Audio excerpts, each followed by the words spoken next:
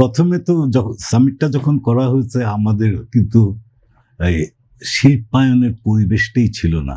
আমরা যারা local industries আছি ওরাই কিন্তু বেশ কষ্টে ছিলাম, মারা যাচ্ছে। বইটা হয়তো অনলাইনে করলেও হয়ে যেত, এত কিছু না করলেও।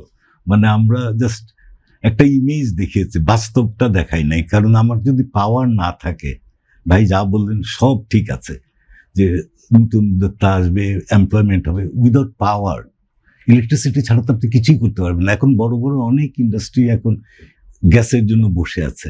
সব মশার বিরুদ্ধে সুরক্ষা দিতে এলো বসুন্ধরা এক্সট্রিম অ্যারোসল, মশার বিরুদ্ধে এক্সট্রিম সুরক্ষা।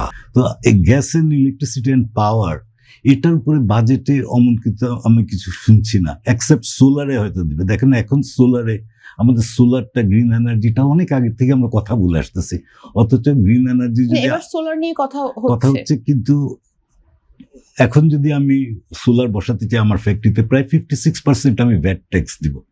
আমাকে সরকার কোথায় হেল্প করার কথা, উল্টা আমার উপরে ড্যামেজ করছে। তো এই জিনিসটা তো ইমিডিয়েটলি যদি উইথড্র করে দেয়, এমন সোলার তো পারলে ইন্টারেস্ট ফ্রি টাকা দেওয়া দরকার।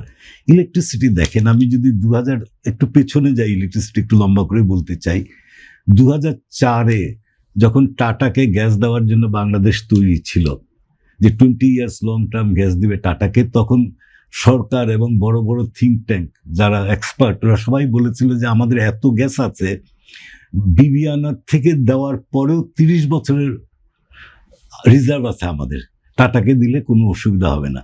2008-এ টাটা ফাইনালি এটা নেয় নাই, বিকজ ওরা 20 বছরের গ্যারান্টি চাচ্ছিল এট এ সার্টেন প্রাইস, সাপ্লাই চাচ্ছিল এট এ সার্টেন কোয়ান্টিটি। ঠিক আছে, তো আমরা এজ এ ব্যবসায়ী, আমি তখন চেম্বার ইন্ডাস্ট্রিজের প্রেসিডেন্ট ছিলাম, আমি তখন দেখলাম যে অনেক মিডিয়াম সাইজ, বড় সাইজ ফ্যাক্টরি এই গ্যাস জেনারেটর বসানো শুরু করলো। গ্যাসে তো আমরা ভাসছি।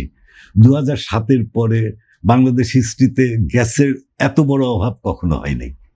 তো এই যে ল্যাক অফ ইনফরমেশন, এটা কিন্তু ইজ ভেরি চ্যালেঞ্জিং। এখন আমাদেরকে যদি, যার টাকা আছে তাকে যদি বলেন ইনভেস্ট করো, ও তো প্রথমেই দেখবে যে জায়গা জমি, which is extremely difficult to get this days.